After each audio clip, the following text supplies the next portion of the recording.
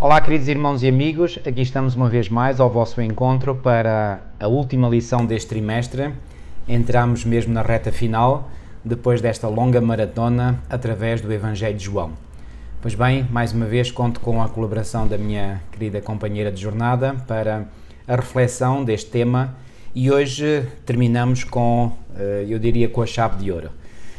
Nós iremos, portanto, neste epílogo, conhecer Jesus e a sua palavra, ou melhor, ver dicas que são importantes para sabermos como é que nós podemos conhecer melhor Jesus e a sua palavra. Pois bem, teremos que sempre recorrer ao Espírito Santo para nos orientar, para nos dirigir, como Jesus ele próprio prometeu que ele é o Espírito da verdade, nos conduz a toda a verdade. Então, Milu, vou-te pedir, por favor, que possas orar para que esse mesmo Espírito nos possa conduzir. Muito bem, vamos orar. Querido Deus e nosso amado Pai, Senhor, uma vez mais nós te agradecemos por esta oportunidade que tu nos dás de podermos estar juntos, de podermos, Senhor, parar da nossa vida e irmos um pouquinho à parte, Senhor, para na tua palavra encontrarmos os ensinamentos e as bênçãos que nela nós podemos encontrar para a nossa vida, Senhor.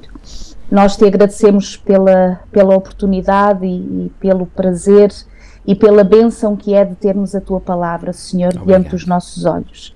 E queremos pedir-te, Senhor, que o mesmo Espírito que inspirou estes homens a escrever estas sagradas letras seja aquele que neste momento nos assista Amém. À leitura, à compreensão, à reflexão desta mesma palavra e dos ensinamentos que ela tem para nós ainda, Senhor.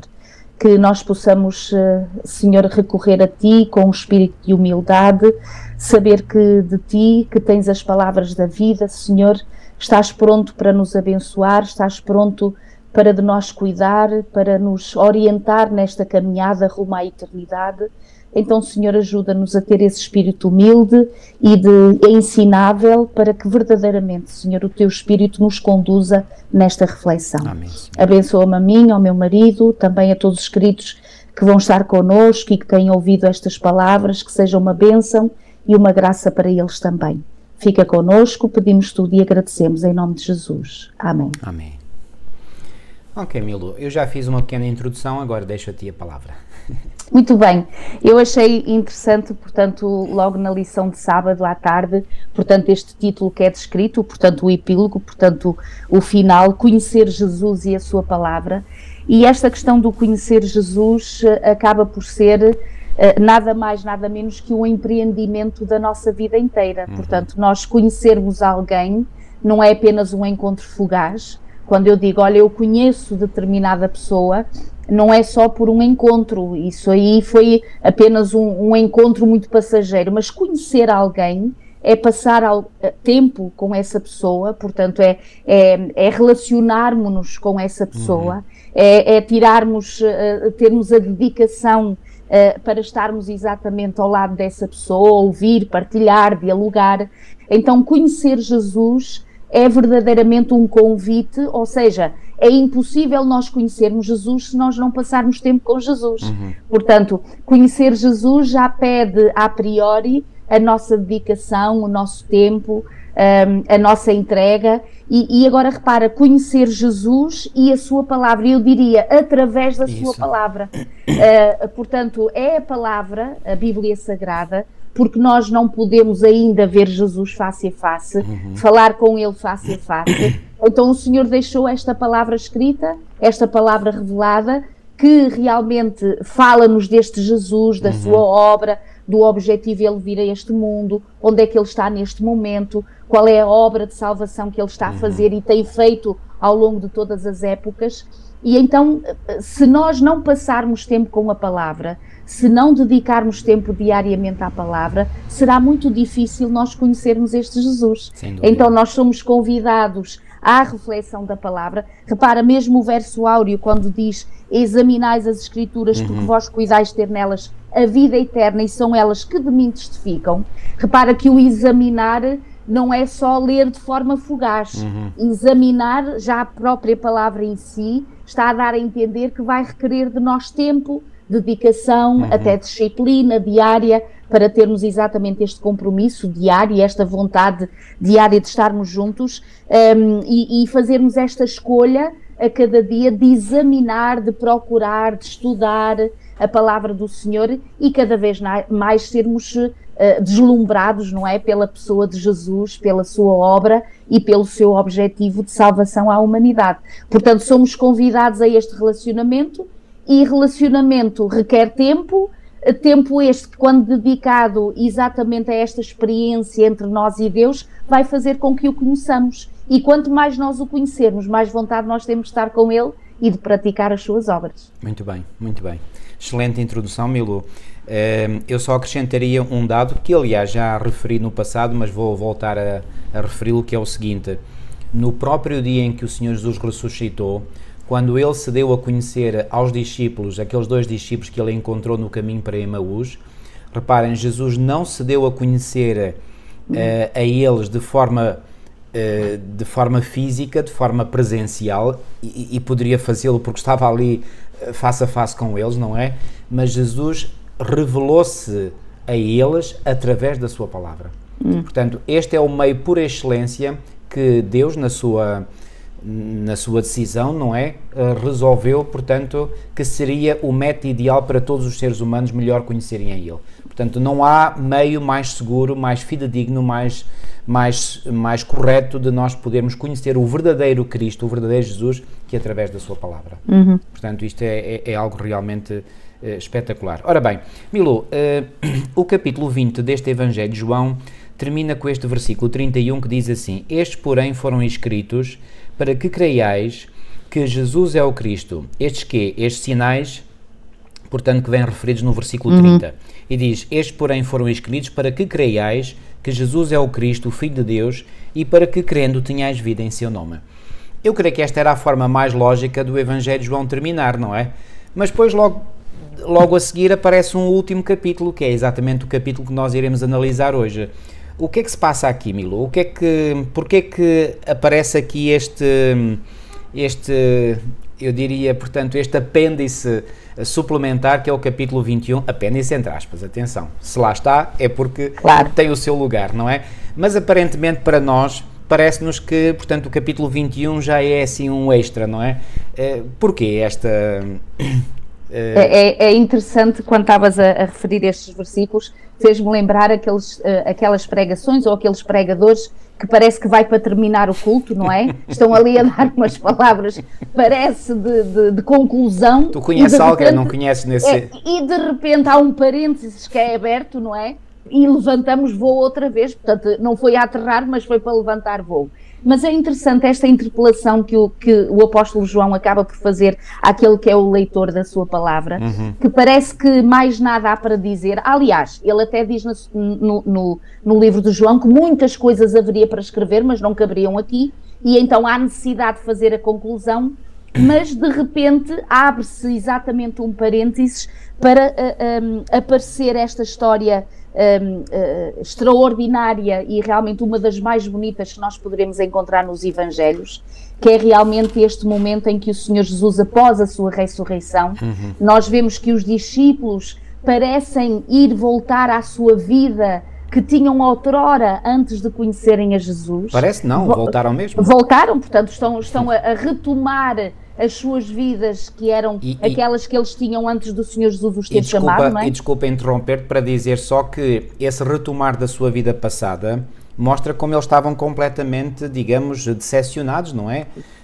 Ou seja, eles estavam, as suas esperanças tinham caído completamente por terra. Portanto, eles tinham, durante aqueles 3 anos e meio que andaram com Jesus, eles tinham alimentado uma grande esperança e de repente todas essas esperanças caem por terra, portanto estão desfeitas.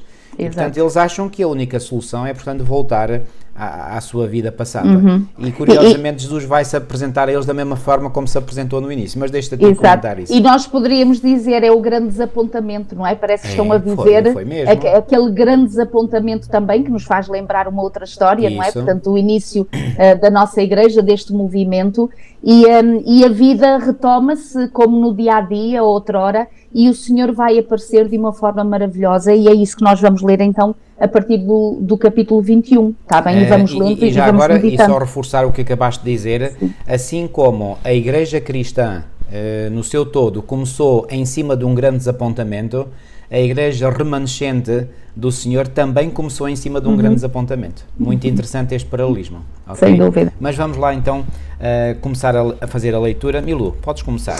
João Muito bem, 21. capítulo 21 então, versículo 1. Depois disto, tornou Jesus a manifestar-se aos discípulos junto ao mar de Tiberíades, e foi assim que ele se manifestou.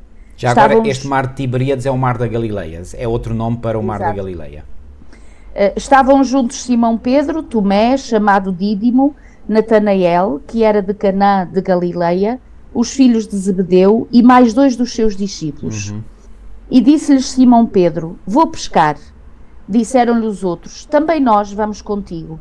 Saíram e entraram no barco e naquela noite nada apanharam.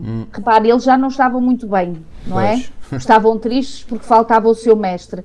Depois vão tentar ganhar a vida, não é? E retomarem as suas vidas. E aquela noite passada, portanto, no lago também não funcionou bem porque não pescaram nada, portanto, não tiraram proveito, portanto, material prático dessa noite. E já agora, Milu, só um pequenino detalhe. Eu não percebo nada de pesca, mas a única coisa que eu sei é que os pescadores, muitos deles, aliás, nós vemos isto, sobretudo para quem vive perto de cidades pescatórias e nós aqui em Portugal, onde vivemos, estamos aqui perto do mar, muitos pescadores pescam precisamente de noite, porque de noite é que enfim, segundo o que eles sabem, não é a melhor altura para pescar, porque os peixes não vêm tão bem, portanto, as redes e, portanto, são melhor apanhados pelas redes. Portanto, mas aquela noite, para eles, foi um completo fracasso. Não apanharam absolutamente nada. E faz recordar aquilo que aconteceu e que está descrito em Lucas 5, não é? Quando diz também no versículo 5, e respondendo Simão disse-lhe: mestre, havendo trabalhado toda a noite, nada apanhamos. Exato. Mas sobre a tua palavra lançarei a rede. Portanto, certamente que neste momento os discípulos, como irás certamente comentar, vão recordar aquela experiência que tinham vivido com o Senhor no início precisamente do seu ministério. Mas continua. Continua a palavra a dizer, versículo 4, mas ao clarear da madrugada estava Jesus na praia. Todavia os discípulos não reconheceram que era ele. E repara, aqui é uma nota particular, exatamente o Senhor Jesus após a ressurreição, tanto que Maria também não o havia reconhecido, não é? Portanto, há uma aparência diferente, que eles não estavam habituados a ver Jesus assim, então eles não conseguem reconhecê-lo ao ver aquele vulto ali na praia, estando eles ainda no barco, não é? Portanto, eu não diria que a fisionomia de Jesus mudou, mas a sua natureza passou de uma natureza corruptível e imortal para uma natureza incorruptível e imortal. Exato. Portanto. E repare, até podia isso transparecer-se a nível fisionómico, não é? Portanto, nós não sabemos... Os traços de fisionómicos, claro, na sua generalidade, não se alteraram, só que agora eram mais puros, mais perfeitos. Por isso é que eu estou a dizer, alguma coisa havia diferença para eles não o reconhecerem. Sim, Portanto, se ele tivesse exatamente igual, eles tinham reconhecido, claro, não é? Claro, Portanto, havia ali qualquer coisa de diferente, de maravilhoso. Então perguntou-lhe Jesus: filhos, tendes aí alguma coisa de comer? E responderam-lhe: não. Repara, novamente, esta intimidade entre Jesus e os seus queridos, e ele a denotar uma necessidade física que ainda sentia nesta altura, a questão de precisar de se alimentar, e eles dizem não. Então o Senhor Jesus no versículo 6 diz assim: então lhes disse, lançai a rede à direita do barco e achareis. E assim fizeram, e já não podiam puxar a rede, tão grande que era a quantidade de peixes. Portanto, aquilo deve ter sido maravilhoso, até o barco balancear por tanto peso. Já agora o texto de Lucas 5,6 diz: sim. E fazendo assim colheram uma grande quantidade de peixes e rompia-se-lhes a rede. Portanto, exatamente uma situação idêntica. E agora repara, aqui nós poderemos denotar que Deus é o único capaz de prover aquilo que nós precisamos. Sem dúvida. E o Senhor Jesus, ao perceber a necessidade daqueles discípulos, mais do que é verdade o alimento físico e as bênçãos materiais, eles precisavam de ser preenchidos no seu coração pela presença de Jesus e compreenderem que Jesus não os tinha deixado, não os tinha abandonado, não tinha terminado ali a sua história de vida com o Messias, com o Redentor. Pelo contrário, agora mais do que nunca iam encontrar o sentido da vida, é que aquele Jesus que foi pregado ali na cruz tinha ressuscitado e, portanto, tinha dado agora mais do que nunca o poder à boa nova, não é? À expressão, à pregação que agora esta igreja iniciante iria ter como o grande evangelho, a grande boa nova, não é? E Jesus deixou-os temporariamente, provisoriamente, não é? Porque o sítio para onde Jesus foi, que foi a morte, Isso. eles não podiam ir com ele, não é? Exato. Portanto, Jesus teve que fazer aquele caminho mesmo sozinho e fê-lo, não é? Exato. Agora que ele tinha voltado precisamente desse sítio, não é? Foi à sepultura, regressou, agora ele procura reavivar, portanto, a fé dos discípulos que, como disse há pouco, portanto, estava completamente por terra, não é? Estava em cacos, não é? E agora repara, aquele discípulo que é sempre aquele que toma a iniciativa, não é? No versículo 7, aquele discípulo, quando diz aqui a quem Jesus amava, disse a Pedro, é o Senhor, repara, é o próprio João que reconhece que é Jesus, é o Senhor. E reconhece certamente devido a esta bênção, não é? Do que tinha acontecido anteriormente, não é? Só pode ser o Senhor. Exatamente, portanto, para mas ninguém tinha aquele poder. Ora bem. E Simão Pedro, que ouvindo que era o Senhor, cingiu-se com a sua veste, portanto ele estava despido, não é? Portanto estava, sem a sua veste, cingiu-se com ela, porque se havia despido e lançou-se ao mar. E lá está aqui o Pedro restaurado, renovado, mas com uma personalidade que se mantém alguns traços, sem dúvida, mas agora santificados por Deus. E a questão aqui, já agora, Maria, de refletir um pouquinho sobre este aspecto que eu acho que é importante.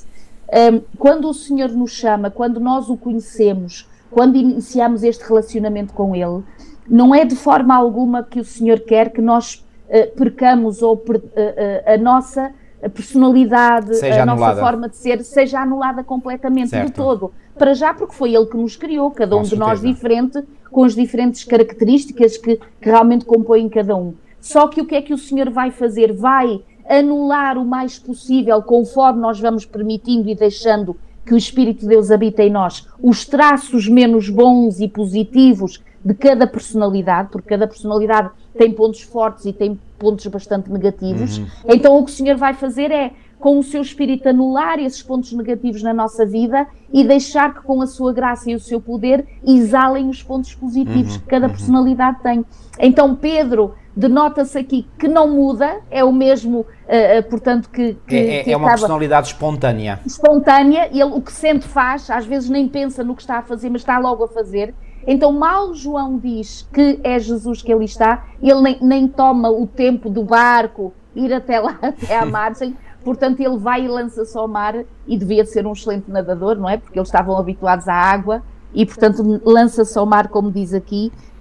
Mas os outros discípulos, versículo 8, vieram no barquinho, puxando a rede com os peixes, imagina, mesmo assim ainda vinha mais devagar, porque vinha aquele peso todo, não é? Portanto, da rede com os peixes todos cheios, porque não estavam distantes da terra, senão quase 200 côvados, portanto... E 200 côvados é aproximadamente, cada côvado é quase, não chega bem, mas é quase meio metro, que é a distância que vai desde o cotovelo até à ponta do dedo médio, e portanto 200 côvados faz mais ou menos 100 metros, ora 100 metros não é uma grande distância. Exato.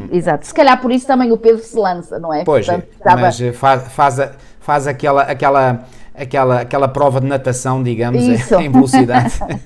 Exatamente. Deve ter ido em toda a velocidade para a margem do lago. Sem dúvida, sem dúvida. Versículo 9. Ao saltarem em terra, viram ali umas brasas e em cima peixinhos e havia também pão. Repara como é interessante, e às vezes nós dizemos assim, e já agora estou-me a lembrar, então mas quem é que deve estar preparado na vida doméstica para tomar as tarefas, por exemplo, de cozinhar? E nós aqui vemos com Jesus até esta sensibilidade que o Senhor Jesus tinha, de perceber que lhes ia saber bem a estes homens que tinham passado uma noite inteira a trabalhar, a tentar, a lançar as redes, a puxar as redes, a lançar as redes, a puxar as redes. Portanto, passaram horas nesta tentativa de conseguirem algum bem, portanto, adquirido do mar, e o Senhor aqui está para corresponder às suas necessidades. E nós percebemos que o Senhor, cada dia, e agora transportando isto para a questão espiritual, tem cada dia preparado para nós uma refeição espiritual, uma refeição que nós podemos deleitar-nos em cada dia, em cada manhã, para realmente saciar as nossas necessidades e, portanto, aquilo que nós precisamos ao longo do dia e ao longo da nossa vida, não é? Aqui, claro, os discípulos, o que eles pretendiam, seguramente, era com esta pesca poder vender, claro que eles não queriam apenas satisfazer as suas necessidades físicas de alimento, mas era vender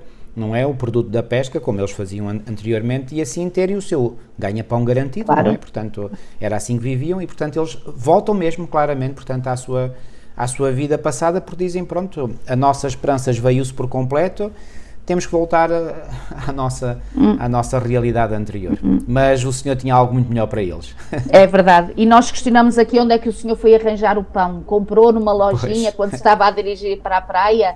Foi o próprio Jesus que fez com que o pão surgisse? Não sabemos, porque ele realmente tinha todo o poder, Então, não e é? o Senhor não tinha feito 2 multiplicações? Exatamente, Então. exatamente. Portanto, estava ali a bênção do Senhor, o próprio Deus com Claro. as suas próprias bênçãos, não é? Então disse-lhe Jesus, trazei alguns dos peixes que acabastes de apanhar. Porquê? Porque só estava a fogueira, não estavam ainda os peixes, tinha o pãozinho para acompanhar, e aqui o Senhor diz, trazei desse peixe que vós acabaste de apanhar. E no versículo 11, Simão Pedro entrou no barco, arrastou a rede para a terra. Repare, isto até parece que era ele a dizer, deixem que eu faço isto, é o mestre, é o mestre. Então com aquela força toda e aquele vigor todo, Pedro puxa exatamente toda a rede com todos aqueles peixes, e o Senhor vai, ou seja, o evangelista vai aqui ao pormenor dizer, cheia de 153 grandes, alguém teve que contar, não é? Portanto, para nós sabermos o número de peixes que ali estavam, era a contar. E não eram as só bênçãos. peixes normais, eram grandes peixes. Eram grandes peixes. E lembras-te daquele hino, não é? Que todos nós conhecemos, conta as bênçãos, conta quantas são. E eles contaram 153 bênçãos daquela rede que ali estava, não é? Portanto, naquele momento, grandes peixes, e não obstante serem tantos, a rede não se rompeu. No outro que tu havias dito, tinha-se rompido, não é? Portanto, Isso no primeiro milagre, mas aqui agora não. E se calhar, será que eles trabalharam melhor nas redes? Será que elas foram fortalecidas, mais Não aperfeiçoadas? Não sabemos, não é? Então disse-lhe Jesus, vinde, comei. E nenhum dos discípulos ousava perguntar-lhe, quem és tu? Porque eles sabiam que era o Senhor. Aqui já sabiam, não tinham Já dúvidas. sabiam, sem dúvida, sem dúvida. Repara a tal questão, já não era um desconhecido, era um conhecido, porque eles haviam passado muito tempo conhecendo ao Senhor, e num momento importante da sua vida, quando parecia que não havia mais esperança, que não havia mais futuro, que realmente não havia mais história dali para a frente para ser vivida com o Senhor, o seu mestre, ele se dá a conhecer novamente, e eles não têm dúvida nenhuma, realmente, o seu porte, a sua postura, a sua forma de falar, não é? Que também é essa que identifica a Maria, quando ela É verdade ouve, que eles tinham ouvido, portanto, as mulheres dizer que Jesus tinha ressuscitado, mas não tinham querido. Ora bem, E agora ora bem. acreditam. Ora Agora, eu vou dizer algo aqui que é a minha impressão, que quando diz aqui o evangelista João no versículo 12, e nenhum dos discípulos ousava perguntar-lhe quem és tu, eles não ousavam perguntar porque de certo modo eles estavam acabrunhados, estavam envergonhados, porque o que é que Jesus lhes iria dizer por eles terem manifestado tão pouca fé e terem voltado às suas ocupações anteriores, não é? Então, se Jesus estava ali novamente com eles, isso era a prova absoluta de que Jesus tinha ressuscitado. Ora, se Jesus tinha ressuscitado, então Jesus era quem ele sempre tinha dado a entender aos discípulos que era, não é? Então tudo agora mudava completamente, mas o impacto desta boa nova era tão grande que eles ainda estão sem palavras, eles estão mudos, portanto não conseguem exprimir-se. Claro que certamente que eles estão felizes, estão contentes, claro, mas ao mesmo tempo envergonhados porque, caramba, a gente saiu-se muito mal nesta figurinha que fez, não é? E portanto sentem-se envergonhados. E aqui o mais interessante, o mais bonito, o mais maravilhoso é que Jesus podia aqui até repreendê-los, não é? Da sua falta de fé, e tinha toda a legitimidade para o fazer, mas Jesus não o faz. Não é? Portanto, Jesus é sensível às nossas fraquezas, ele conhece as nossas fraquezas, sabe que os discípulos realmente tinham caído por terra, as suas esperanças tinham caído por terra, mas mesmo assim o Senhor não lhes envia nenhuma palavra de reprovação.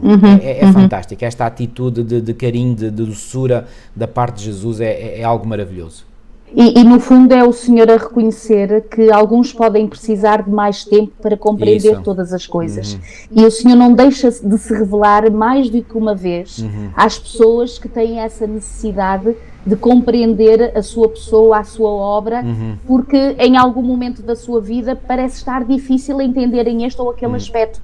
Então o Senhor, sem reprovação, traz as bênçãos, o Senhor está pronto para ser essa bênção que os discípulos precisavam nesta altura, que é o renovar da sua esperança, e eu imagino que realmente eles estavam extasiados, portanto, naquele momento, o comer de per si era o menos importante.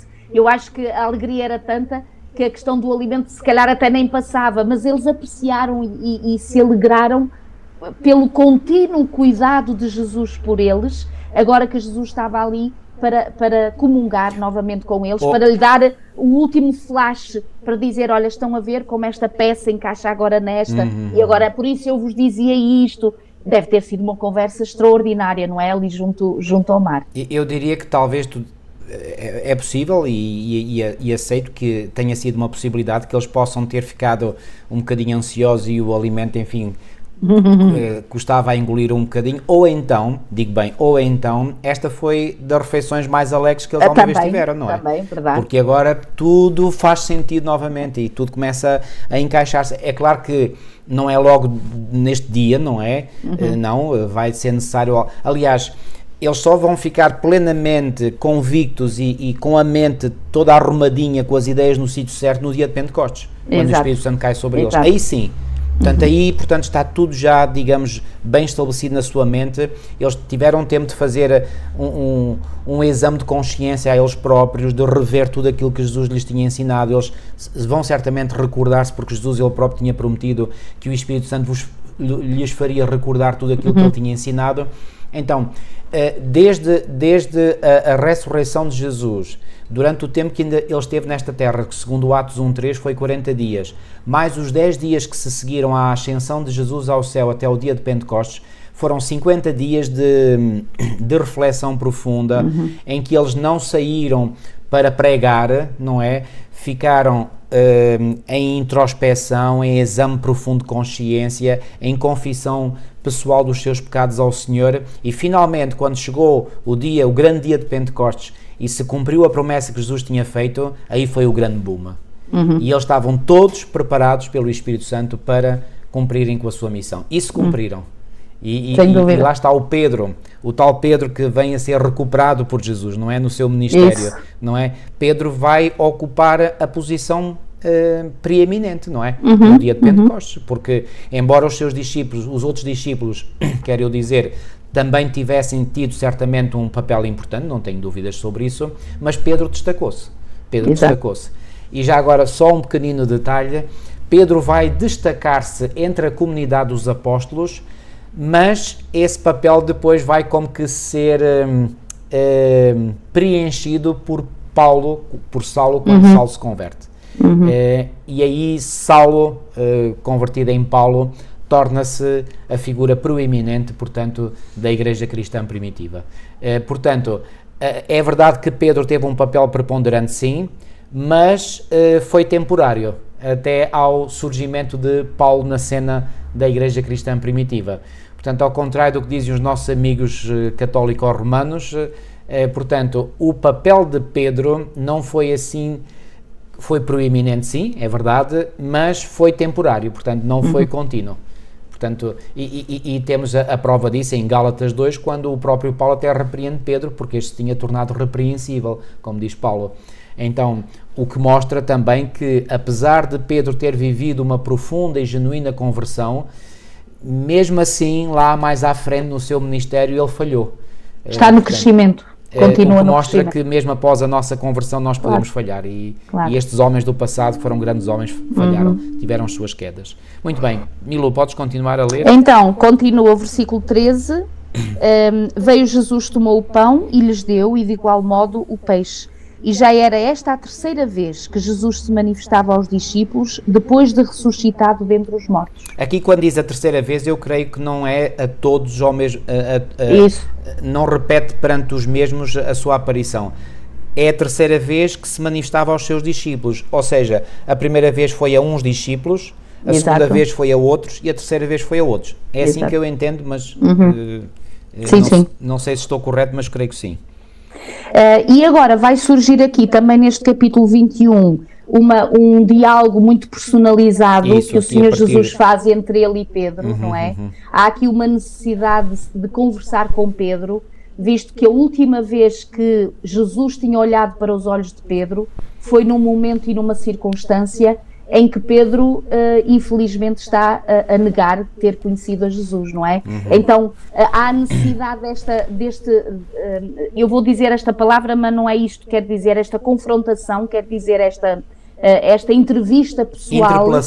Interpelação para perceber desde então, portanto, desde a última vez que Jesus tinha olhado para Pedro até agora, o que é que tinha acontecido e o que é que tinha surgido e como é que Pedro estava a viver agora estes dias depois desta experiência tão triste que ele tinha acabado por viver com Jesus, não é? E já agora, Milu, deixa-me recordar, portanto, aquilo que Jesus previu que iria acontecer com Pedro, portanto, isto está em João 13, 37 e 38, disse-lhe Pedro: porque não posso seguir-te agora, por ti darei a minha vida. Foi a afirmação que ele fez.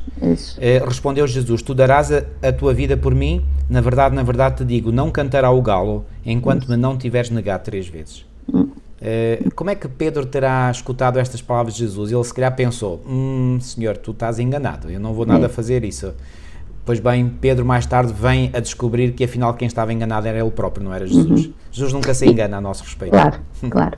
No fundo, o que nós percebemos é um Pedro que acaba por ser genuíno, porque era essa a sua vontade, mas é como a palavra diz, o espírito pode estar pronto, mas a carne é fraca. Exatamente. Ou seja, havia uma vontade da parte de Pedro, e daí que quando ele percebe aquele olhar de Jesus, que é um olhar que recupera, é um olhar que quer levantar, é um olhar que quer perdoar, é um olhar que quer dizer: olha, era melhor teres confiado em mim porque eu conheço-te melhor que tu próprio, não é? E quando nós nos doamos ao Senhor, sabendo que Ele nos conhece melhor que nós próprios, nós poderemos evitar muitos desgostos na nossa caminhada. Sem dúvida. Portanto, seguindo os conselhos dele. Seguindo os conselhos que Ele tem para nós. E, portanto, aqui está Pedro, agora junto com Jesus, eles sentados ali na praia, aquele fogo junto à praia, com as redes repletas de peixe, e agora Jesus vai ter esta interpelação pessoal, portanto, com o Pedro. Mas ainda antes de leres isso, Milu, deixa-me só aqui acrescentar um aspecto que eu creio que é muito importante. Muitas vezes nós temos a tendência de apontar o dedo a Pedro por esta queda que ele teve, que foi uma queda, não há volta a dar. No entanto, esta afirmação que ele fez, e que eu li há pouco no versículo 37 do capítulo 13 do Evangelho de João: por ti darei a minha vida, isto veio a confirmar-se. Claro. Ou seja, mais tarde, no final da sua vida, Pedro deu mesmo a sua vida por Jesus e pela sua causa. Portanto, Pedro era um homem realmente sincero, não genuíno. É? E, portanto, genuíno. Aquilo que ele tinha dito não foi só da boca para fora. Claro que aqui ele foi armadilhado pela sua natureza pecaminosa, não é? Portanto, porque ele ainda não se conhecia suficientemente ele próprio, não é? Mas quando ele vem a conhecer-se melhor ele próprio e passou por aquela experiência genuína de conversão, chorando amargamente, não é? Pois bem, depois Pedro, quando chegou finalmente ao final da sua vida, eu creio que Pedro não teve, digamos, a mínima dúvida ou digamos, a mínima hesitação, queria eu dizer, a mínima hesitação para entregar a sua vida ao Senhor. Portanto, não havia dúvida qualquer na mente de Pedro. E tanto que até a sua própria morte ele nem quis que fosse igual à do Mestre. Exatamente. Portanto, havia ali um sentimento de tão profunda humildade e dependência daquele Deus a quem ele amava profundamente, que ele nem quis ousar, não é? Ousar ter o mesmo tipo de morte que o Senhor Jesus, e portanto acabou por morrer de cabeça para baixo, não é? E Como só mais um detalhe dissemos. ainda, portanto, e Jesus, que é omnisciente e portanto conhece todo o nosso respeito, Jesus sabia muito bem que Pedro não estava a mentir. Claro. Jesus sabia que Pedro estava a falar de forma sincera, só que sabia que não era naquele momento que Pedro já estava preparado, só iria estar mais tarde, mas iria estar, ok? E porquê que isto me toca também a mim? Porque é assim, nós hoje podemos ter boas intenções no nosso coração, Deus conhece se o nosso coração é reto e honesto diante dele ou não é, não é? Agora, Deus também sabe que provavelmente a nós hoje não estamos preparados, digamos, ainda para grandes coisas, para a nossa entrega da vida ao Senhor, mas que num futuro poderemos eventualmente até estar, não é? Só Deus sabe o nosso futuro, nós não sabemos, como é evidente, não é? Portanto, é uma incógnita exatamente aquilo que acontecerá connosco. A única coisa que nós podemos ter a certeza é que se continuamos firmes e perseverantes em Jesus, pois bem, a vida eterna está garantida. Agora, aquilo que enfrentaremos pela frente nesta vida, pois bem, isso é uma total incógnita. Claro. Deus sabe, obviamente, Deus sabe todas as coisas. Mas que cada um de nós e cada um dos meus queridos irmãos e irmãs que nos está a ouvir possa saber que Deus conhece o nosso coração e Deus sabe se a nossa intenção de seguir a Jesus, até inclusivamente se for necessário dar a nossa vida por Ele, é genuína ou não. No caso de Pedro, como acabámos de ver, era mesmo genuína. Será que é no meu caso? Será que é no seu caso? Oxalá que sim. Oxalá que sim. E não estou com isto a dizer que temos que ser necessariamente mártires, não é? Não. Claro. Se for necessário ser, pois bem que estejamos prontos para o ser. É isso. E tanto que o Senhor Jesus, compreendendo que havia aqui uma necessidade de tempo para esse crescimento de dependência e de coragem em Deus, que Pedro teria que desenvolver em Jesus, ele vai ter este encontro pessoal com ele nestas perguntas, que vai revelar algo de extraordinário e de muito importante ao próprio Pedro. Isso. Repara, a partir do versículo 15, portanto do capítulo 21 de João, diz: depois de terem comido, perguntou Jesus a Simão Pedro: Simão, filho de João, amas-me mais do que estes outros? E ele respondeu: sim, Senhor, tu sabes que te amo. E ele lhe disse: apascenta os meus cordeiros.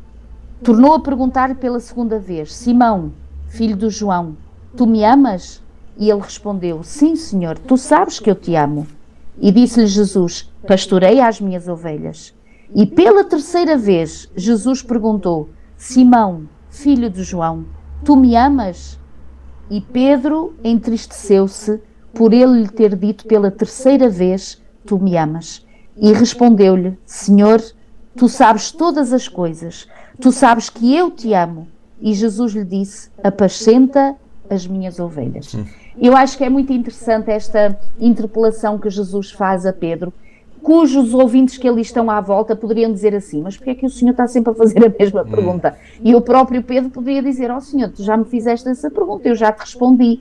Mas é interessante quando a gente vai ao original, portanto no grego, nós percebemos que Pedro, na resposta que ele está a dar ao Senhor de realmente o amar, é um amor fileó, ou seja, é um amor humano, de irmandade, é um amor que nós normalmente é esse que estamos disponíveis para dar uns aos outros, mas esse amor que estamos disponíveis para dar uns aos outros muitas das vezes não é suficiente para aquilo que nós realmente precisamos uns dos outros. E o Senhor, quando faz a última pergunta, quando ele está a dizer: olha Pedro, eu compreendo até que tu me fileó, mas eu estou-te a perguntar se tu me agapé, ou seja, se tu me amas com este amor que vem do alto, com este amor que nós não temos, este amor cuja fonte é a fonte divina, como diz 1 de João, Deus é amor, portanto, é Deus que é amor.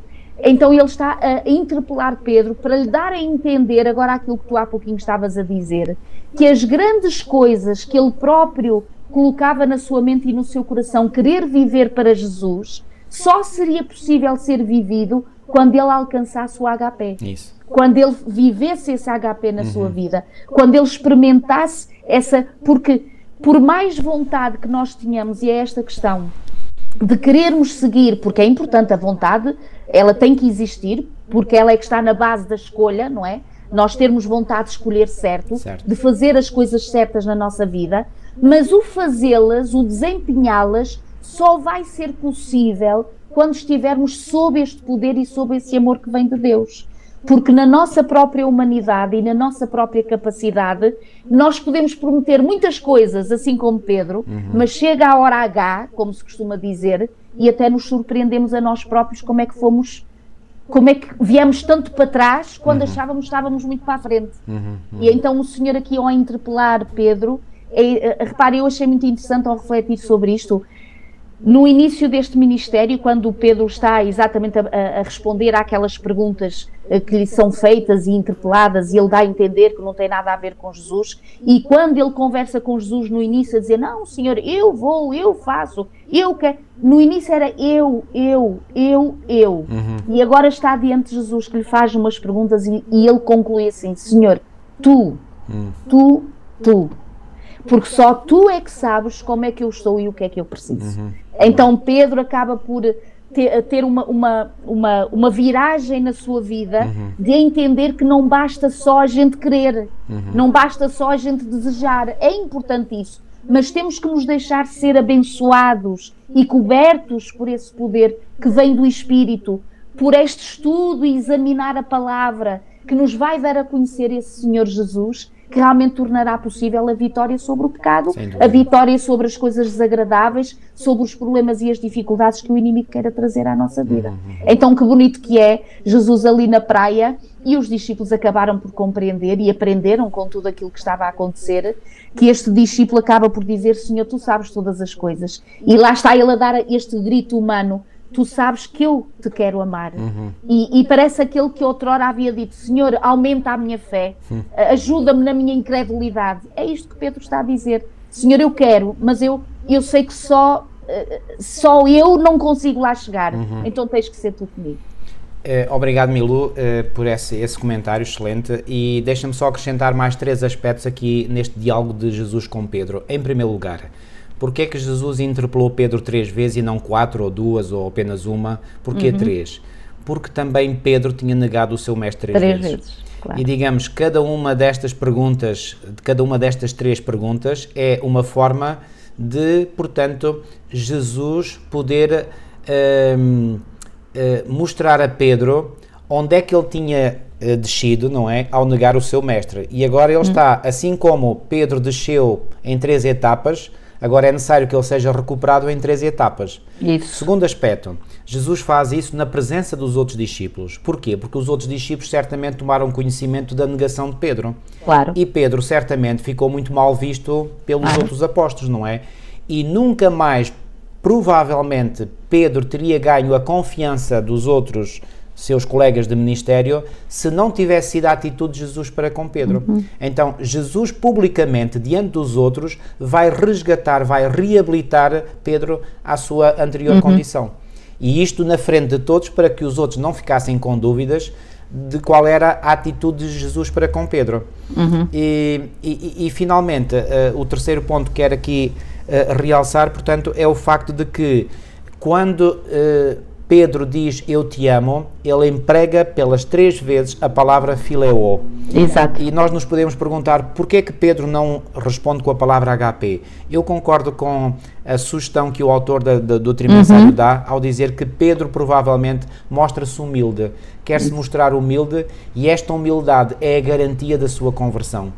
Pedro, nesta condição em que ele se encontra agora, não se acha capacitado ou não se acha com a vontade para dizer: Senhor, eu vou te amar com o amor supremo que possa haver no meu coração. Não, tu sabes que eu te amo, mas eu vou te amar, olha, o melhor que eu posso dar, mas o melhor que eu posso dar é muito pouco.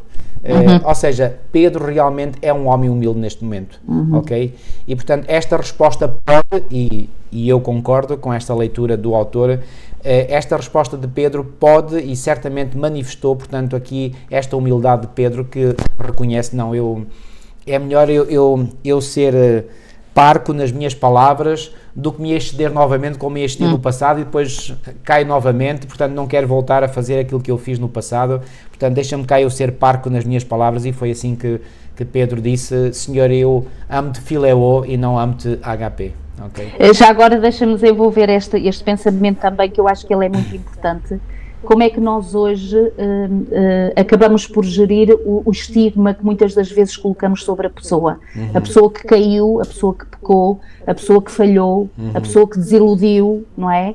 E realmente, como tu dizes muito bem, havia necessidade de recuperar este homem, que era um dos ilustres discípulos e de tão grande dedicação como realmente foi Pedro, durante toda a sua vida, não sem falhas. Porque repara, quando ele diz: Senhor, eu vou contigo até à morte, ele nem foi capaz de dar um testemunho, quanto mais de ir até à morte.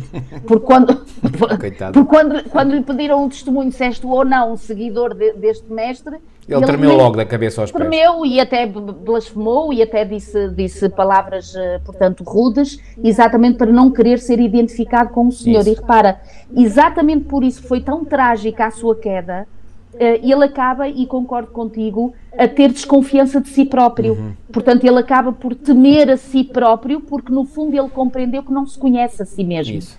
E realmente a palavra diz que o nosso coração é corrupto, desesperadamente corrupto, é enganoso. Às vezes podemos achar que vamos e fazemos e coisa e tal pelo Senhor e somos traídos na nossa própria natureza.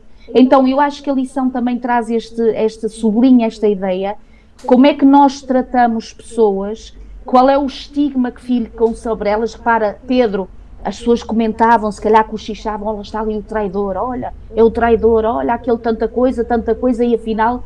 E quando olhamos para alguns queridos entre nós, que na sua infelicidade de vida podem ter feito escolhas e podem ter tido quedas tão desastrosas quanto esta, que estigma é que fica sobre a pessoa?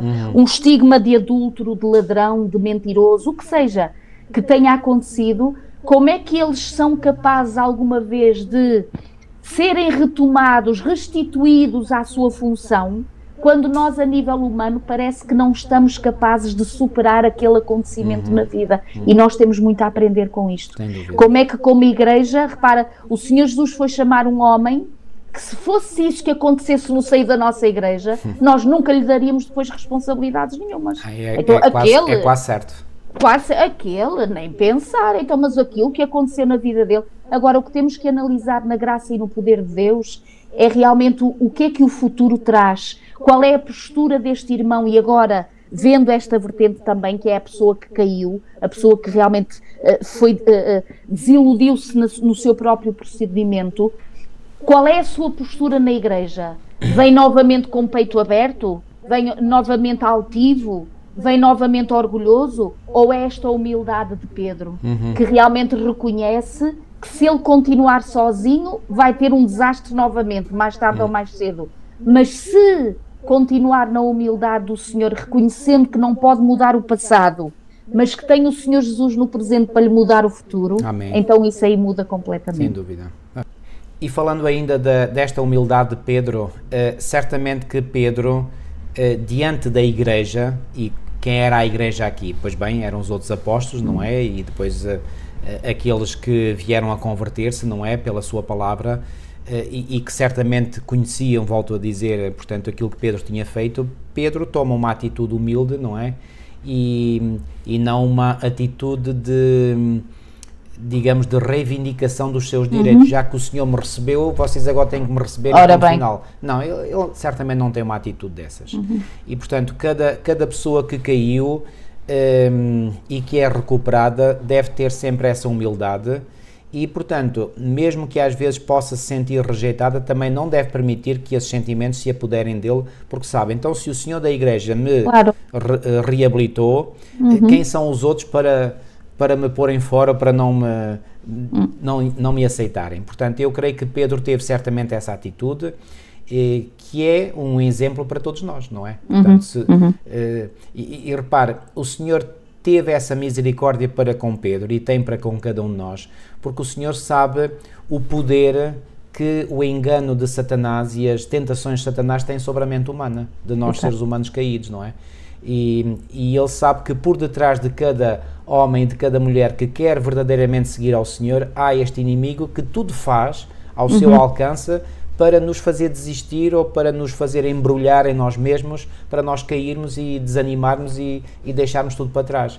Pois bem, Jesus conhece esses ataques do inimigo e por isso Ele tem misericórdia de nós, porque muitas vezes não é por nós próprios que o fazemos, mas é porque cedemos aos ataques poderosíssimos do nosso grande inimigo, inimigo de Deus também. Muito bem, Milo. Continuando a leitura, então, depois aqui para a frente, a terceira vez, versículo 18. Em verdade te digo que quando eras mais moço eu te cingia a ti mesmo, andavas por onde querias, quando porém fores velho estenderás as mãos e outro te cingirá e te levará para onde não queres. E disse isto para significar com que género de morte Pedro havia de glorificar a Deus. Repara, a sua morte seria para a glória de Deus, e depois de assim falar acrescentou-lhe, segue-me. Portanto, há esta interpelação do próprio Senhor, segue-me. Já agora, podes ler agora a partir do versículo 20 ao 22, que é muito interessante também estas perguntas que Pedro faz a Jesus, não é? E diz assim, e Pedro, portanto, 21-20, e Pedro, voltando-se, viu que o seguia aquele discípulo a quem Jesus amava. Mais uma vez aqui João, portanto... Ele gosta muito desta definição. ele não quer expor-se demasiado, portanto, ele quer ser humilde também mas ao mesmo tempo tem muito gosto de dizer que Jesus o ama. Sim, Portanto, sim, há sim, aqui esta alegria de dizer sempre de que Jesus amava. Exatamente. Jesus amava, o discípulo que Jesus amava. Acho muito interessante. E que na ceia se recostara também sobre o seu peito e que dissera: Senhor, quem é que te há de trair? Vendo Pedro a este que era João, disse a Jesus: Senhor, e deste que será? Ou seja, Pedro era curioso. Exato. E, portanto, queria saber. Portanto, o Senhor indicou-lhe, naquele texto que tu acabaste de ler há pouco, portanto, que Jesus lhe deu a entender que tipo de morte é que ele haveria de passar e que seria para a glória de Deus, não é? E, portanto, Pedro agora já sabe, por aquilo que Jesus lhe acabou de indicar, o qual vai ser o futuro dele, e agora ele quer saber qual vai ser o futuro de João. Exato. E muitas vezes, na nossa curiosidade humana, nós também queremos saber como é que vai ser a vida do outro, e mais do outro, e mais daquele, e daquela, e não sei quanto. E o Senhor aqui deu-lhe uma resposta que, pronto, acabou com a discussão. É logo. Versículo 22, disse-lhe Jesus: se eu quero que ele fique até que eu venha, que te importa a ti? Segue-me tu. Pois. Pronto. Ou seja, qual é, no fundo, a resposta que Jesus deu a Pedro? Olha, Pedro, não te preocupes com o outro, só tens de preocupar com uma coisa, é em tu me seguires a mim. Quanto aos outros, isso é da conta deles, não tem nada a ver contigo. E amigos, eu vou-vos dizer, isto é de uma importância crucial para nós hoje. Nós não temos que andar constantemente preocupados com o que é que está a acontecer com os outros. Nós temos que nos preocupar qual é o nosso dever para com eles. Isso sim, porque é o meu dever, é a minha responsabilidade. E a Bíblia é clara em dizer que cada um dará contas de si mesmo a Deus. Romanos 14, 12, 1 Coríntios 5, 10, ou 2 Coríntios 5, 10. Portanto, nós temos uma responsabilidade pessoal para com os outros, sem dúvida. Agora, o que é que os outros fazem? Que decisões tomam? O que é que lhes vai acontecer? Isso não é da nossa conta, amigos. E quantas vezes andamos aqui preocupados? Parece que andamos mais preocupados com os outros do que connosco próprios. Mas é uma falsa preocupação. Isso. É uma falsa preocupação, porque essa preocupação não traz nada de benéfico para nós. Nada. Então Jesus, sabendo isso, pronto, cortou, digamos, o mal pela raiz a Pedro e disse: Pedro, tu só tens que me seguir. O que é que acontece ao João não tens nada a ver com isso. E hoje também o que é que acontece com os Joões e com as Marias e com os Maneiros, não é da nossa conta, não é da nossa responsabilidade. E se interiorizássemos este pensamento na nossa mente, estaríamos muito menos preocupados com aquilo que acontece com os outros e com a igreja, e estaríamos mais preocupados connosco próprios. Ok? Eu às vezes até penso, será que aquelas pessoas que se preocupam demasiado com a situação da igreja, e não digo que nós não devemos ter alguma preocupação, sim, mas essa preocupação tem que ter limites, não é? E o limite é precisamente eu saber onde é que termina a minha responsabilidade, ok? Então, a minha fé não pode estar nunca dependente da fé dos outros, não é? Independentemente se os outros seguem ou não a Jesus, isso não é da minha responsabilidade. Eu tenho uma solene responsabilidade em cima de mim. E essa solene responsabilidade é: eu tenho que seguir a Jesus. Ponto final. Acabou. E, portanto, creio que é esta a lição que Jesus ensinou de uma forma muito clara a Pedro e ensina, obviamente, a cada um de nós. Versículo 23. Divulgou-se, pois, entre os irmãos este dito, que aquele discípulo, ou seja, que era João, não havia de morrer. E agora aqui, reparem, é o próprio João que vem agora aqui desfazer o equívoco, não é, que ficou, portanto, na mente da comunidade cristã inicial. E qual é o equívoco? Era precisamente a ideia de que João não iria morrer, e agora é o próprio João que vem dizer: Jesus, porém, não lhe disse que não morreria, mas se eu quero que ele fique até que eu venha, que te importa a ti. Ou seja, Jesus apresentou uma hipótese, como quem diz: se for da minha vontade que ele permaneça até que eu venha, o que é que tens a ver com isso? Isso é da minha responsabilidade, é a minha decisão. Jesus apresentou aqui uma hipótese, não um facto, não uma previsão, não uma predição. Foi uma hipótese. E reparem que até a afirmação começa com um se, que é uma proposição condicional. Portanto, é uma hipótese que Jesus apresentou. Não quer dizer que Jesus ia fazer isso, estava a dizer. Se ele quisesse fazer isso, podia fazer. Tinha poder para fazer isso. Mas como que para dizer: Pedro, mais uma vez, não te preocupes com o que vai acontecer com o João. Preocupa-te contigo. Então, versículo 24. este é o discípulo que testifica destas coisas e as escreveu, e sabemos que o seu testemunho é verdadeiro. E finalmente ele termina o seu evangelho dizendo: há por ainda muitas outras coisas que Jesus fez, e se cada uma das quais fosse escrita, cuido que nem ainda ao mundo todo poderia conter os livros que se escrevessem. Amém. Exato. É claro, ele aqui termina com uma hipérbole, não é? Mas é precisamente para dizer que havia muito mais a dizer, mas o essencial foi dito, e o essencial, como ele diz no versículo 24, é verdadeiro, o seu testemunho é verdadeiro, e é isso que importa. E se nós acreditamos no testemunho que João nos deu, nós creremos que Jesus Cristo é o Filho de Deus, e crendo nele nós temos vida eterna, como ele tinha dito no final do capítulo 20. Eu acho muito interessante esta frase que vem aqui na lição de segunda-feira, quase no fim, que diz: a ideia de nos focarmos em Jesus em vez de outras pessoas, de noutras pessoas, Isso. é uma poderosa pista para o resto da lição da semana. Jesus e só Jesus é o nosso Salvador. Com certeza. É inevitável que as pessoas nos desiludam e até nos magoem. Claro. E quando nós colocamos muito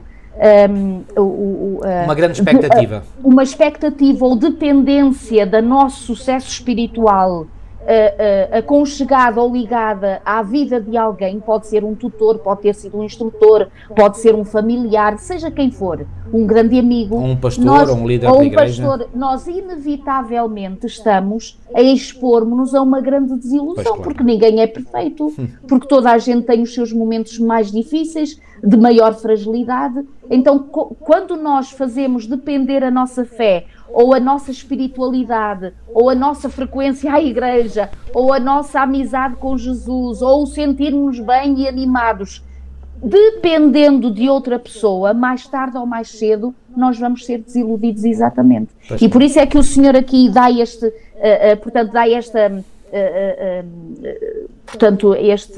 aviso a Pedro, a dizer: olha, não te importes com aqueles que estão à tua volta, inclusive com João, o mais importante é tu te concentrares em me seguires a mim, é a mim, é o Senhor e já é uma igreja. Grande tarefa. E que tarefa que nós nos concentrarmos nela diariamente, não temos tempo para mais nada. Porque a questão às vezes é isto: quantos abandonam as fileiras dos bancos da igreja porque se desiludem com as pessoas que ali estão? E é verdade, as coisas acontecem e sucedem, mas se nós dependermos a nossa fé do Senhor da igreja, ninguém abandona bancos nenhuns. Exatamente. Ninguém abandona a igreja do Senhor. Ora bem. E quanto mais, como diz o apóstolo Paulo, o Senhor não nunca abandoneis... desiludiu nem desiluda. Ora bem, não abandoneis as vossas congregações, quanto mais que vedes que o dia se aproxima. Exato. Ou seja, quanto mais estamos perto da volta do Senhor Jesus, parece que mais as pessoas dependem uns dos outros no sentido da sua fé e da sua fortaleza, e claro, e acabam por desanimar e acabam por se ficar frágeis, porque mais tarde ou mais cedo aquele ancião, aquele pastor, aquele amigo, aquele diretor de jovens, aquela irmã, aquela pessoa consagrada, ai, quem diria, ficamos, ai, quem diria. E uma vez, até me recordo aquilo que tu me disseste, que nunca mais esqueci, quando às vezes a gente fica chocados por aquilo que possa acontecer na vida de um ou de outro, que até nós admirávamos e tínhamos então grande conta. E tu dizias, é verdade, quando infelizmente nós não estamos sob a mão de Deus, não há limite para ir para baixo.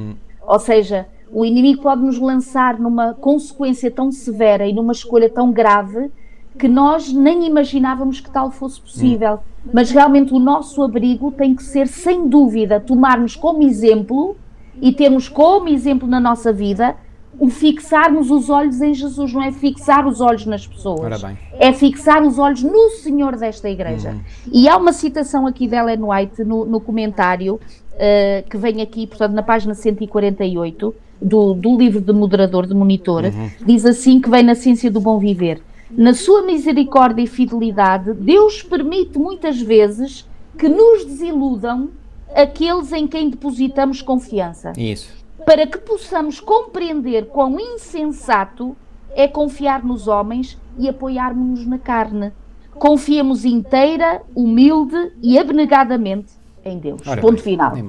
E repara, quando o Senhor, e às vezes isto até é doloroso a gente perceber isto, que na sua misericórdia e fidelidade, Deus até permite que a gente seja desiludido. Ou seja, poderá fazer parte da obra de Deus na nossa vida, e é a tal coisa que eu costumo dizer: Deus é capaz de transformar o momento mais triste, mais angustiante e até uma maldição de Satanás numa grande bênção na nossa vida. E o Senhor acaba por fazer isto, para que nós compreendamos que esta caminhada só vai ser possível chegar até o fim quando nós dependermos do Senhor desta igreja. Sem dúvida, sem dúvida. E isto é uma lição muito importante. Aliás, isto que Ellen White aqui diz está corroborado pela palavra de Deus em Jeremias 17:5, que diz, assim diz o Senhor, maldito o homem confia no homem e faz da carne o seu braço e aparta o seu coração do Senhor. E eu até creio que este versículo apresenta aqui uma progressão em cadeia. Primeiro diz, maldito o homem confia no homem. Se eu confio no homem, automaticamente eu vou fazer da carne o meu braço, ou seja, o meu apoio. E se eu faço da carne o meu braço, eu vou acabar por apartar o meu coração do Senhor. Então, é uma sequência, não é? Então, se eu não quero apartar do Senhor, então eu não posso confiar na carne. Não posso fazer da carne o meu braço. E para não fazer da carne o meu braço, eu não posso confiar no ser humano. Não posso mesmo. Isto não quer dizer que nós andemos aqui todos mal-humorados e carrancudos uns para com os outros. Nada disso, nada disso. Até vos digo mais, e eu falo pela experiência própria.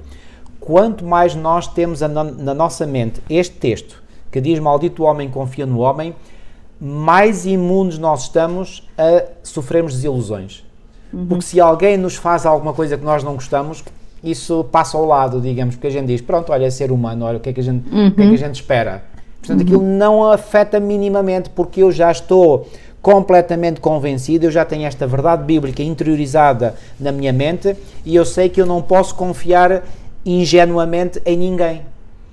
E, portanto, se eu não confio nas pessoas, confio apenas no Senhor, quando elas me desiludem, pronto, olha, só fico triste por ela, mais pela pessoa, não por mim. Claro. Repara, quando o Senhor aqui diz desta questão de não confiarmos nas pessoas, não é que andemos aqui desconfiados uns dos outros e que não tenhamos pessoas que até o Senhor coloca na nossa vida para ser um amparo, uma bênção, porque nós temos pela graça de Deus e crescemos e desabrochamos, a sua igreja é isto mesmo, também para desabrocharmos e crescermos. O problema aqui é quando nós confiamos cegamente, isso mesmo. Ou seja, colocamos na pessoa aquilo que só Deus pode na nossa vida, porque só Ele é que é perfeito. Sem dúvida. Então, como tu dizias e muito bem, nós confiamos no sentido de interagirmos uns com os outros e de nos prezarmos mutuamente e de nos estimarmos mutuamente, mas a questão aqui é um pré-aviso que o Senhor nos faz, que se acontecer alguma coisa com aquele querido, aquela querida que nós até tínhamos em alta estima, e nós até, sabem que isso até confirma que a palavra é verdadeira. Pois claro. Portanto, em vez de ser usado isso para desencorajar a nossa fé, até vai reforçar mais a nossa fé. Confirma que a palavra do Senhor tem sempre razão. Exatamente. Então o que é que nós vamos fazer? Nós vamos sentir misericórdia, vamos sentir uma dor, com certeza, vamos apelar ao Senhor que tenha misericórdia daquela pessoa que realmente caiu em pecado, que fez uma escolha errada, e a nossa estima não vai terminar por ali, nem para com essa pessoa e muito menos para com o Senhor da igreja, ou a sua igreja. Pelo contrário, então, estaremos ali. Tem alguma culpa dos erros que nós fazemos? Ora bem. Não tem culpa nenhuma, então, não é? Então portanto, estamos ali para... eu diria que é mesmo uma completa idiotice, não é? Nós pormos em causa o próprio Deus e a sua igreja só porque há pessoas que erram para connosco. Quer dizer, isso é um absurdo, irmãos. Peço desculpa de ser tão direto, mas isso é um absurdo. Deus tem alguma culpa das burradas que nós fazemos, passa a expressão? Não tem. Deus é puro, Deus é santo, Deus é perfeito.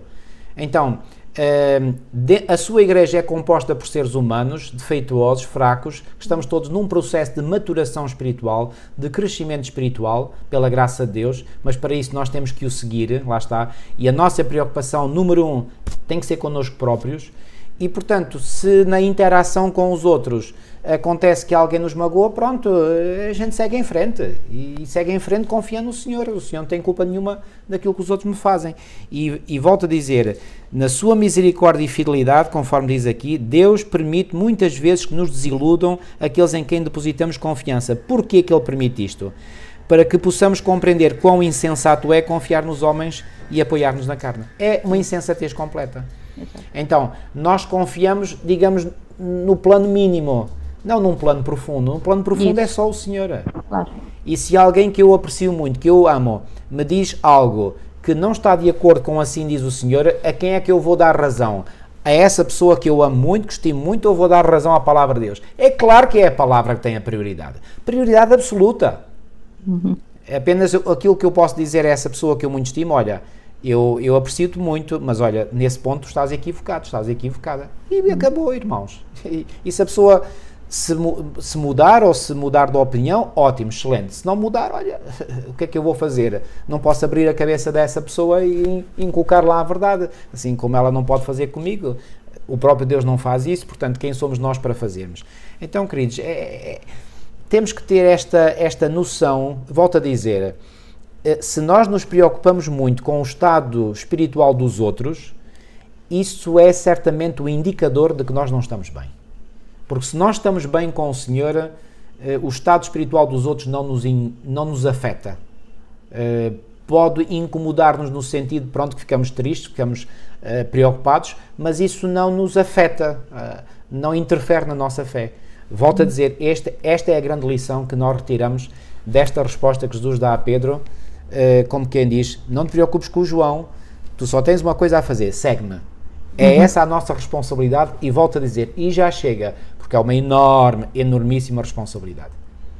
E como diz a lição, sim, avançamos, a lição de terça-feira e vindo, portanto, em continuidade da reflexão que estavas a fazer, por mais que nós muitas das vezes queiramos trazer o tal discernimento à mente da outra pessoa, é só Deus que o pode fazer. Sem dúvida. Portanto, nós, mesmo que amemos muito e que queiramos muito que a pessoa evite a dor ou a escolha errada, por isso é que na lição de terça recorda outra vez esta questão entre a luz e as trevas, não é? Quando o Senhor Jesus diz que veio trazer a luz, mas eles amaram mais as trevas do que a luz. Isso. E, portanto, quando há uma escolha em realmente resistirmos à influência do Espírito Santo, aos momentos em que Deus quer demonstrar, trazer o seu conhecimento, a sua vontade, e há uma resistência da nossa parte, aí é nós amarmos mais as trevas. E, portanto, se Deus não está a ser capaz de realmente entrar no nosso coração, na nossa mente, para fazer essa transformação, nós às vezes achamos que temos esse poder, queridos. Não temos.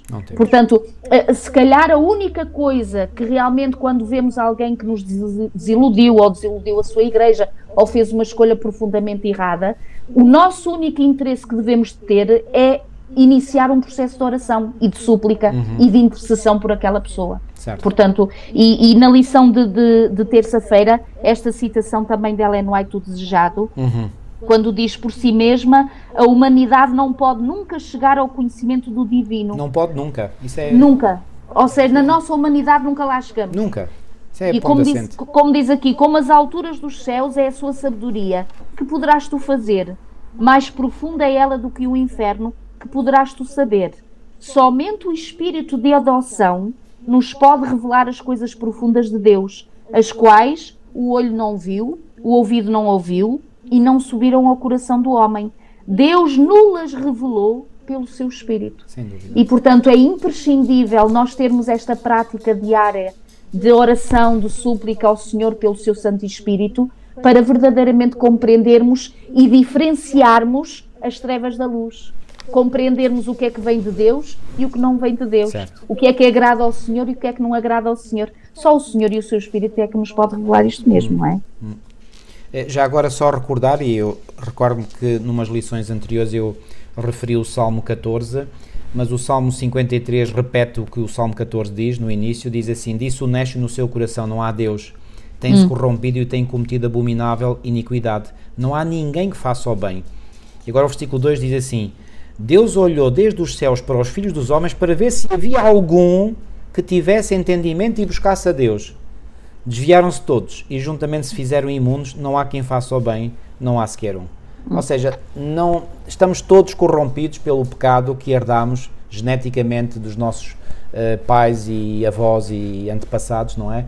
E nós não temos inclinação natural para buscar as coisas de Deus. Não fosse Deus intervir na nossa vida, nós não teríamos nenhum interesse nas coisas de Deus, nem no próprio Deus. Então o facto de nós sentirmos interesse em Deus já é a prova de que Deus trabalhou em nós e está a trabalhar em nós. Porque nós o amamos, porquê? Porque Ele nos amou primeiro. Exato. 1 João 4,19. Então, queridos, não haja dúvidas ou não haja equívocos quanto a isso. Portanto, ninguém, como diz aqui Ellen White muito bem, por si mesmo, a humanidade não pode nunca chegar ao conhecimento divino. E outra coisa muito importante que aqui também o autor aqui fala, que é o seguinte: aqueles que não se apoiam na verdade falam, digamos, dos seus próprios recursos, ou seja, falam da sua própria perspectiva, mas como essa perspectiva está distorcida, ou seja, eles vão distorcer a verdade. Reparem, se os meus óculos, que me permitem ver mais ao perto, ao longe, graças a Deus vejo bem, mas ao perto tenho um bocadinho mais dificuldade.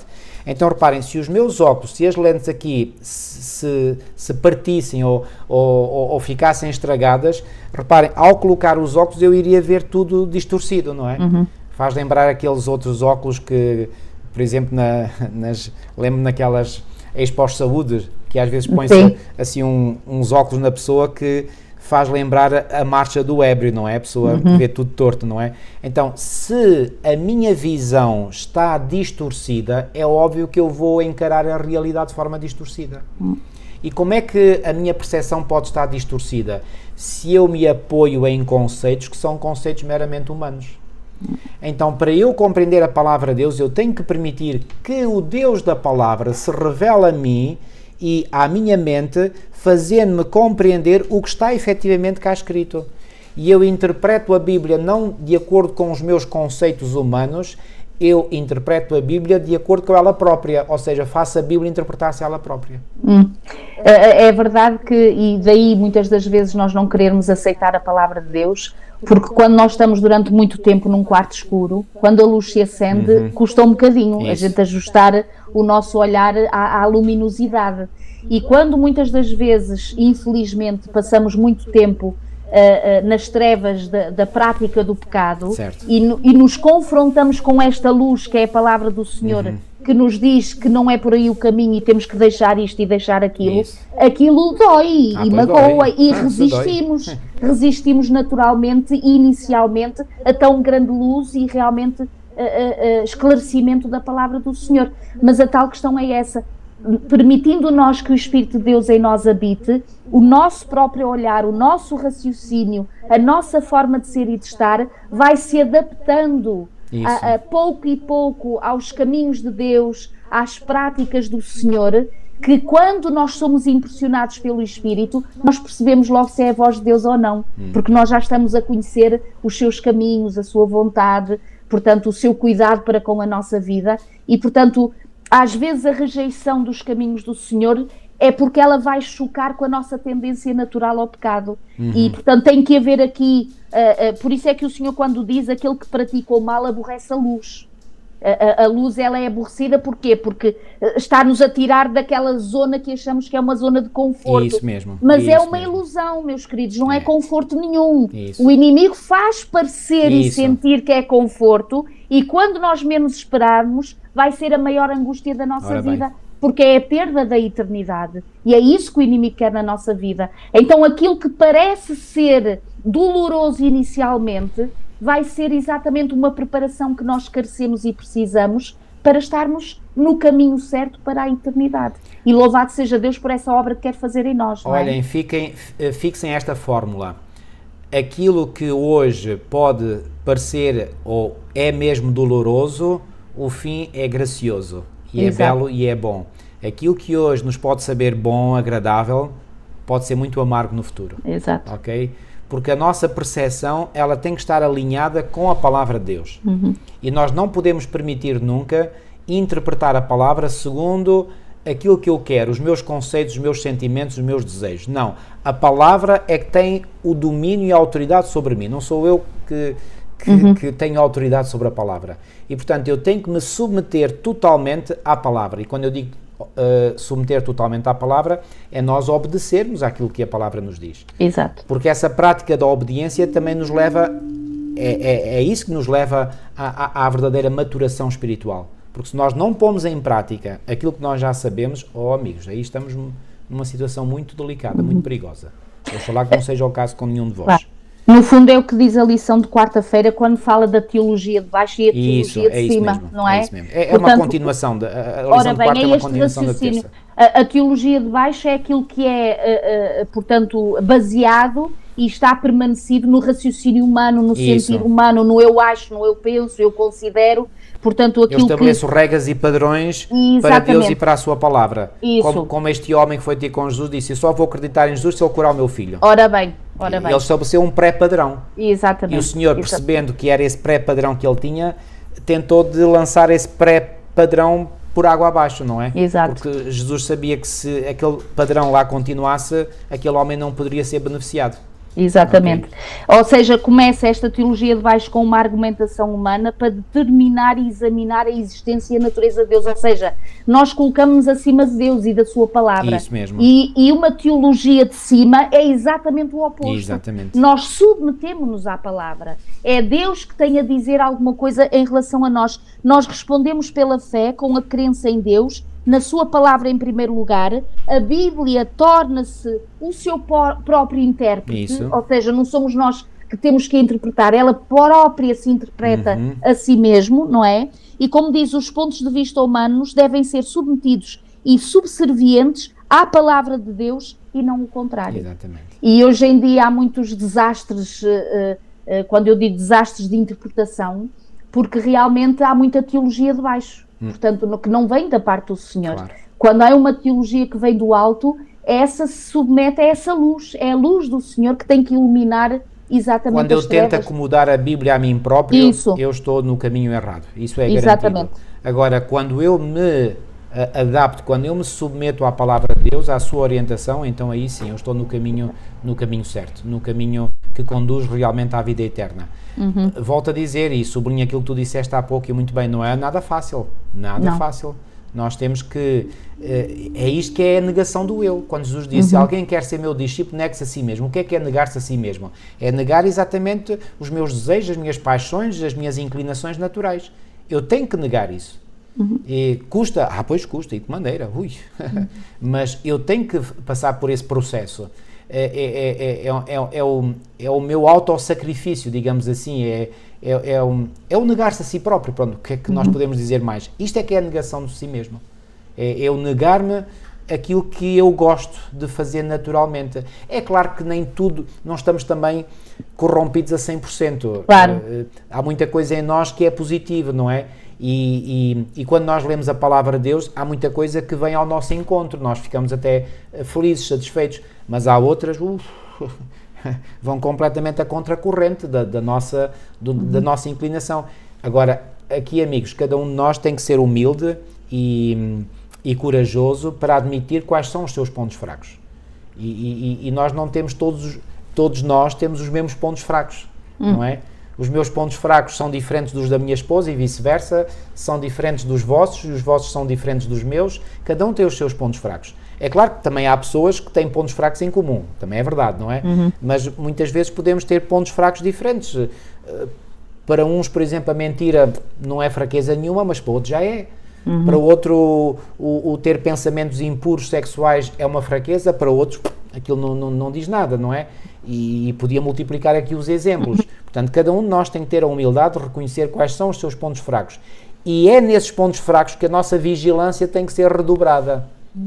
Porque não é nos pontos fortes que o inimigo nos vai atacar, isso podem ter a certeza. Onde ele nos vai querer atacar para nos fazer cair em tentação é nos nossos pontos fracos, que ele conhece muito bem. E muitas vezes, se calhar, até eu diria que conhece melhor do que nós mesmos. Mas nós, com a experiência, nós também vamos sabendo quais são esses pontos fracos. Então o que é que nós precisamos? É aquilo que vem na lição de quinta-feira. Permanecer em Jesus. Ora bem, o que é que nos vai trazer a vitória e o que é que realmente está na base da vitória, não é? Sobre o pecado, sobre as nossas inclinações, sobre as nossas fragilidades. Jesus, numa frase, resumiu isto. Aquele que perseverar até quando? Até ao fim, esse será salvo. Então, a nossa caminhada cristã não é uma caminhada que começou hoje, ou ontem, ou há uns anos atrás e termina. Não. Tem que continuar. Temos que perseverar até ao fim. Que fim é este? Bom, é o fim da nossa caminhada nesta terra. Ou pela nossa morte, ou pela segunda vinda de Jesus para aqueles que estarão vivos quando Jesus vier. É isso. É interessante que eu tomei a iniciativa de ir procurar, não foi todos, nem vamos referir-os todos, são muitos, versículos que possam falar sobre a perseverança sobre o permanecer, sobre o ser paciente. Há inúmeros versículos que falam sobre isto, como que dando a entender que realmente esta caminhada e este crescimento em Cristo vai requerer de nós a tal paciência, a tal perseverança. Por exemplo, quando nós vamos a Tiago, sejam pacientes até à vinda do Senhor. Depois vamos a Marcos, o que perseverar até o fim será salvo. Depois vamos por exemplo, aqui que eu fui buscar, não nos cansemos de fazer o bem em Gálatas. A prova da fé produz perseverança em Tiago. Ou seja, a Bíblia está repleta de versículos que nos dá a entender que esta obra do Senhor em nós, que nos prepara para a caminhada do encontro do Senhor nos ares, que em breve será e que em breve acontecerá, não é para fracos. Não. Portanto, tem que ser fortes, mas fortes em quê? No Senhor, fortes... Tem que ser para maratonistas. É isso mesmo, ou seja, nós não podemos dizer assim, estamos à espera que realmente existe, porque às vezes há esta teologia da graça barata e da prática, não importa o que é que faças, mas Jesus já salva tudo e todos, em acharmos que agora que recebemos Jesus as coisas vão correr sobre rosas, não é? E vai ser uma caminhada... Fiem-se nisso e depois vão apanhar grandes desilusões. Isso não é bíblico, não queridos. É? Isso não é bíblico. O que o Senhor dá a entender é que a caminhada pode e vai ser difícil, é uma luta diária e constante, mas ela se torna possível, e mesmo até nas tendências incorretas que nós tenhamos, inicialmente até pode haver ali uma grande luta, mas depois, na graça de Deus, também podemos ultrapassar isto, e aquilo que era uma luta hoje já não será amanhã, não é? E surgem outras coisas para resolver e para ultrapassar em Cristo Jesus. Então reparem, quando o Senhor aqui diz, e dá esta imagem da videira e dos ramos, não é? E ele diz que quem não está em mim não pode dar fruto. Tendes que permanecer em mim. Aliás, aqui no capítulo 15 de João, a palavra permanecer é constante. Permanecer. Isto para dizer o quê? Não pode haver vitória sem estarmos ligados ao Deus da vitória. Certo. Só o Senhor é capaz de realmente, em nós e através de nós, trazer os frutos do Espírito. No fundo é isto. Os frutos do Espírito não são nossos. Os frutos da carne são miseráveis e desastrosos, mas os frutos do Espírito realmente é permanecendo na videira que é Cristo Jesus. E enfatizo mais uma vez, frutos do Espírito, não Exatamente. Nossos. Ou seja, são produzidos por Ele, não por nós. Exatamente. São produzidos em nós, mas não por nós. Está claro? Isso mesmo. É a diferença? Mesmo. Já agora deixa-me só ler aqui uma citação que vem aqui também no comentário do moderador, na página 149, que diz assim: fibra por fibra e veia por veia, o enxerto une-se à videira, participando-lhe da vida. Como o enxerto recebe vida quando ligado à videira, assim o pecador participa da natureza divina quando em união com Cristo. O homem finito é ligado com o infinito Deus, e quando unidos assim, as palavras de Cristo permanecem em nós, e não somos atuados por sentimentos intermitentes, mas por um princípio vivo e permanente. Uau! Isto é o novo nascimento, não é? Voltamos às tais histórias, não é? O novo nascimento, assim ou como seja, aqueles... a vida cristã é algo constante. Exato. Ou seja, não é uma montanha russa de altos e baixos, não é? Isso. Pessoas que vivem às vezes grandes apogeus de fé e de crença e depois passado um bocado e estão lá no vale. E depois vêm outra vez para a montanha, e depois vão outra vez para o vale. Isso não é aquilo que a palavra de Deus nos propõe. Deixa-me dizer, não há bipolaridade espiritual. Não é? Agora, isto não quer dizer a bipolaridade que não tenhamos... também é uma doença espiritual. Pronto, agora não quer isto dizer que nós não tenhamos momentos melhores, outros piores, de maior sofrimento, de maior luta. Isto é normal na vida de um cristão. Mas o nosso coração... cá dentro, ou seja, deve permanecer a paz do Senhor. E essa paz dá-nos tranquilidade e estabilidade. Exatamente. Ou seja, é uma constância, é uma estabilidade. Esteja hoje sol, ou esteja muito nevoeiro, esteja vento, não importa. Nós permanecemos com a nossa confiança no Senhor porque estamos nele. Ok? E ao estarmos nele, pois bem, estamos tranquilos, estamos calmos e temos as nossas lutas, sim, com certeza, mas... quando vêm as nossas lutas, é ainda mais uma razão para nos agarrarmos ao Senhor, não é? Faz-me lembrar agora... quando eu faço uma viagem de avião, quando vem aqueles momentos de turbulência, eu ainda aperto mais o cinto, não é? Isso. E eu ia dar um exemplo, não era do avião, mas era de uma embarcação. Imaginem que estamos num barco e quer faça chuva, sol, tempestade ou não, nós não temos vontade de sair para fora, portanto, de saltar do barco. Não convém, estamos no meio do oceano, não é? E isto para dizer o quê? Permanecer em Jesus deve ser o constante, não é, da nossa vida, independentemente das circunstâncias à volta, faça bom tempo ou mau tempo. É isso mesmo. A gente está ali na embarcação. É isso mesmo. Até o fim. Ok. Creio que já abordámos o essencial da lição. Muito obrigado, Milu, pelos teus comentários também. Vamos terminar com uma oração. Nosso querido e amado Pai, muito e muito obrigado, Senhor, uma vez mais, pela Tua palavra que é tão clara, Senhor. Obrigado porque ao longo deste trimestre nós pudemos estudar este maravilhoso Evangelho de João e nós podermos apreender, Senhor, aquilo que Tu nos transmites através destas palavras que o Teu apóstolo do passado escreveu. Aquele apóstolo que Tu amaste tanto que ele próprio tinha consciência que era muito amado por Ti. Ó Senhor, nós também sabemos que somos muito amados por Ti. Ajuda-nos, Senhor, para que não Te possamos desiludir, Senhor, em qualquer momento da nossa vida. E que possamos corresponder a esse grande amor que Tu nos tens, amando-Te igualmente, Senhor, obedecendo à Tua vontade, obedecendo aos Teus mandamentos, porque Tu disseste, se me amais, guardarei dos meus mandamentos. É a maior prova de amor que podemos demonstrar, é a nossa obediência a Ti. Agora sabemos, Senhor, que para chegarmos a essa obediência, por vezes, ou muitas vezes, temos lutas com a nossa carne, com os nossos instintos, com as nossas paixões, com as nossas inclinações naturais. Senhor, ajuda-nos a podermos ser vencedores na luta contra o pecado, na luta contra a nossa natureza pecaminosa. Amém. Fica connosco, Senhor. Livra-nos todo o mal, pois Teu é o reino, o poder e a glória para sempre. É o que nós pedimos e pela fé Te agradecemos, em nome de Jesus. Amém. Amém. Queridos amigos, despedimos por hoje, ficamos por aqui, mas para a semana há mais, só que agora um novo tema, ok? Vai-se iniciar um novo trimestre, também um novo ano, o ano 2025, temos um novo trimestre pela frente e vou-vos dizer, eu já estive a espreitar o novo trimensário e vou-vos dizer, é um tema que promete, o amor e a justiça de Deus. Como é que o amor e a justiça de Deus, que parecem dois sentimentos antagónicos, como é que eles se encaixam perfeitamente um no outro? Imaginem, vamos ter um trimestre inteiro para falar sobre isto. Marcamos encontro para o próximo trimestre. Até lá, que o Senhor vos continue a guiar e a abençoar grandemente. Adeus a todos, que Deus vos abençoe e um Feliz Natal para todos.